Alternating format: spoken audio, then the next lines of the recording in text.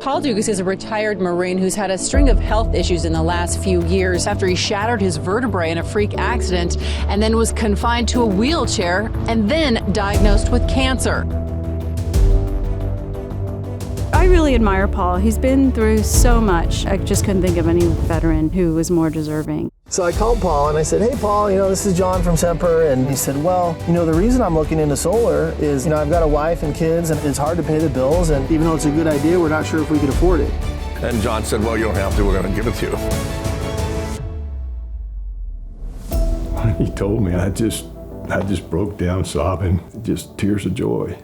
I just couldn't believe it. I'm very grateful. Don't worry about it, brother. Very grateful.